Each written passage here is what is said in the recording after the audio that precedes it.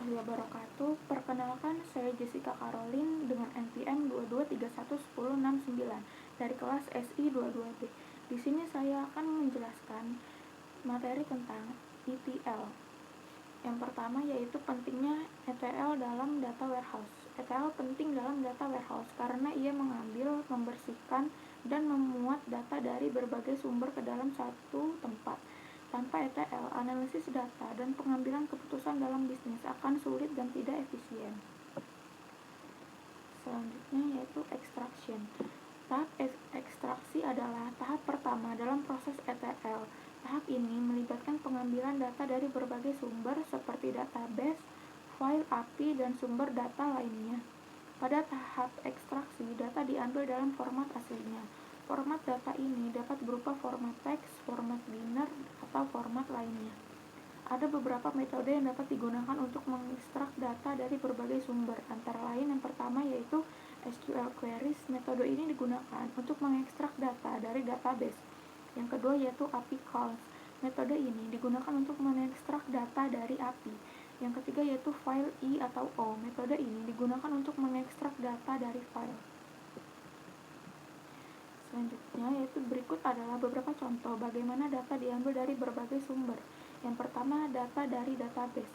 Data dari database dapat diekstrak dengan menggunakan SQL queries. Misalnya, untuk mengekstrak semua data pelanggan dari database, kita dapat menggunakan query sebagai berikut. Di situ bisa dilihat untuk SQL select bintang from pelanggan titik 2. Yang kedua yaitu data dari file. Data dari file dapat diekstrak dengan menggunakan file I atau O. Misalnya, untuk mengekstrak semua data dari CSV, kita dapat menggunakan kode berikut.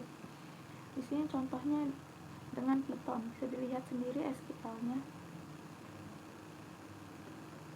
Yang ketiga yaitu data dari API. Data dari API dapat diekstrak dengan menggunakan API calls. Misalnya, untuk mengekstrak data cuaca dari API, kita dapat menggunakan kode berikut. Kodenya bisa dilihat ini. Pada tahap ekstraksi, penting untuk memastikan bahwa data diambil dengan benar dan lengkap. Data yang diambil harus akurat dan sesuai dengan kebutuhan bisnis. Selanjutnya itu transform. Proses transformasi data adalah langkah kritis dalam ETL atau ekstraksi, transformasi, dan pemuatan.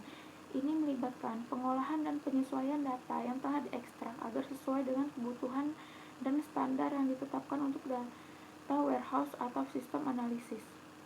Proses ini mencakup berbagai aktivitas seperti pembersihan data untuk mengatasi nilai yang hilang atau tidak valid, normalisasi data untuk konsistensi, penggabungan data dari berbagai sumber, pembuatan kolom baru berdasarkan perhitungan atau logika bisnis, dan transformasi lainnya untuk mempersiapkan data untuk analisis lebih lanjut. Tujuannya adalah untuk memastikan bahwa data yang dimuat ke dalam data warehouse adalah konsisten, akurat, dan relevan untuk kebutuhan analisis bisnis. Proses transformasi bertujuan untuk membuat data siap untuk dimuat ke dalam data warehouse. Proses ini meliputi berbagai langkah, antara lain yang pertama pembersihan data. Langkah ini bertujuan untuk menghilangkan kesalahan dan ketidakkonsistenan dari data. Kesalahan dan ketidakkonsistenan dapat terjadi karena berbagai faktor seperti kesalahan input, kesalahan sistem, dan perubahan data. Yang kedua yaitu normalisasi data. Langkah ini bertujuan untuk mengatur struktur data agar lebih konsisten dan efisien. Normalisasi data dapat dilakukan berbagai cara, seperti membagi data ke dalam tabel yang berbeda, menghilangkan redundansi data, dan mengatur hubungan antar tabel. Selanjutnya itu transformasi data lainnya. Langkah ini dapat mencakup berbagai transformasi lainnya, seperti mengubah format data, mengubah nama kolom, dan menambahkan atau menghapus kolom. Selanjutnya berikut adalah beberapa contoh transformasi data. Yang pertama, menghapus data duplikat. Data duplikat dapat terjadi karena berbagai faktor, seperti kesalahan input dan kesalahan sistem. Data duplikat dapat dihapus untuk menghemat ruang penyimpanan dan meningkatkan akurasi data. Yang kedua, mengubah format data. Format data dapat berbeda-beda dari satu sumber ke sumber lainnya. Misalnya, data tanggal dapat disimpan dalam format teks atau format numerik. Data dapat Data tanggal dapat diubah formatnya agar konsisten. Yang ketiga, mengubah nama kolom. Nama kolom dapat berbeda-beda dari satu sumber ke sumber lainnya. Nama kolom dapat diubah agar konsisten dan mudah dipahami. Yang keempat yaitu menambah atau menghapus kolom.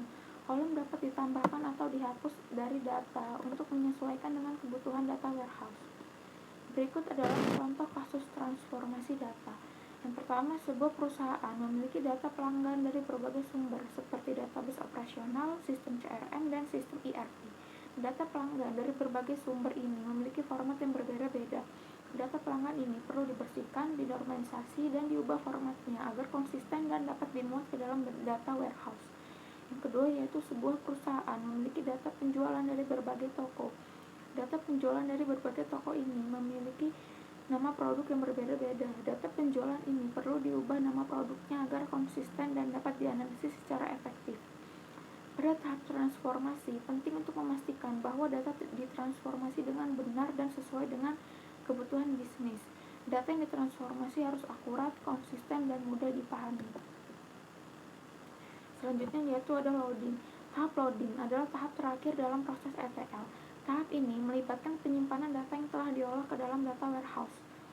Pada tahap loading, data yang telah ditransformasi disimpan dalam struktur data yang sesuai dengan data warehouse. Struktur data ini dapat berupa tabel, indeks, dan skema. Ada beberapa langkah yang dapat dilakukan dalam tahap loading, antara lain membuat tabel. Jika data warehouse belum memiliki tabel sesuai, maka tabel perlu dibuat terlebih dahulu. Yang kedua, memasukkan data ke dalam tabel. Data yang telah ditransformasi dapat dimasukkan ke dalam tabel menggunakan berbagai metode seperti SQL queries, articles, dan file I atau O. Yang ketiga, melakukan indeksasi. Indeks dapat digunakan untuk mempercepat proses pencarian data. Yang keempat yaitu menerapkan skema. Skema dapat digunakan untuk mengatur struktur data dan memastikan konsistensi data. Berikut adalah beberapa contoh bagaimana data disimpan dalam data warehouse. Yang pertama, contohnya data pelanggan. Data pelanggan dapat disimpan dalam tabel yang terdiri dari kolom-kolom seperti nama, alamat, nomor telepon, dan juga email. Yang kedua, data penjualan. Data penjualan dapat disimpan dalam tabel yang terdiri dari kolom-kolom seperti tanggal penjualan, kode produk, jumlah, dan harga. Contoh tools atau platform yang dapat digunakan untuk melakukan loading data ke dalam data warehouse. Yang pertama, SQL Server Integration Service atau SSIS. SSIS adalah tools yang dapat digunakan untuk melakukan berbagai tugas ETL termasuk loading data ke dalam data warehouse. Yang kedua, Talent. Talent adalah tools yang dapat digunakan untuk melakukan berbagai tugas ETL termasuk loading data ke dalam data warehouse. Dan Tahoe Data Integration atau PDI. PDI adalah tools yang dapat digunakan untuk melakukan berbagai tugas ETL termasuk loading data ke dalam data warehouse. Pada tahap loading, penting untuk memastikan bahwa data disimpan dengan benar dan aman. Data yang disimpan harus akurat, konsisten, dan mudah diakses. Selanjutnya yaitu studi kasus. Di sini studi kasusnya contohnya yaitu penerapan ETL di perusahaan retail. Sebuah perusahaan retail memiliki data pelanggan dari berbagai sumber seperti database operasional, sistem CRM, dan sistem ERP. Pada data pelanggan dari berbagai sumber ini memiliki format yang berbeda-beda. Data pelanggan ini perlu dibersihkan, dinormalisasi, dan diubah formatnya agar konsisten dan dapat dimuat ke dalam data warehouse. Perusahaan ini menerapkan proses ETL untuk mengintegrasikan data pelanggan dari berbagai sumber. Proses ETL ini dilakukan menggunakan tools ETL yang sesuai dengan kebutuhan bisnis. Hasil konkret dari penerapan ETL di perusahaan retail ini adalah: yang pertama, akurasi data pelanggan meningkat karena data dibersihkan dan dinormalisasi. Yang kedua, efisiensi bisnis meningkat karena proses mengumpulkan, membersihkan, dan memuat data menjadi otomatis. Yang ketiga, pengambilan keputusan menjadi lebih baik karena data yang tersedia lebih akurat dan konsisten. Yang selanjutnya yaitu kesimpulan. Poin-poin utamanya, yang pertama, ETL atau Extract, Transform, dan Load adalah proses yang digunakan untuk mengumpulkan data dari berbagai sumber, membersihkan dan mengubahnya, dan kemudian memuatnya ke dalam data warehouse. Yang kedua, ETL penting dalam konteks data warehouse karena memungkinkan perusahaan untuk mengintegrasikan data dari berbagai sumber, membersihkan dan memperbaiki data, dan menyediakan data yang akurat dan konsisten. Yang ketiga yaitu proses ETL terdiri dari 3 tahap, yaitu ekstraksi, mengambil data dari berbagai sumber, transformasi, membersihkan, normalisasi, dan transformasi lainnya, dan loading, memuat data ke dalam data warehouse. Yang keempat yaitu hasil konkret dari penerapan ETL berupa peningkatan akurasi data, peningkatan efisiensi bisnis, dan peningkatan pengambilan keputusan. Sudah saya sediakan beberapa pertanyaan, silahkan jawab di kolom komentar. Terima kasih. Wassalamualaikum warahmatullahi wabarakatuh.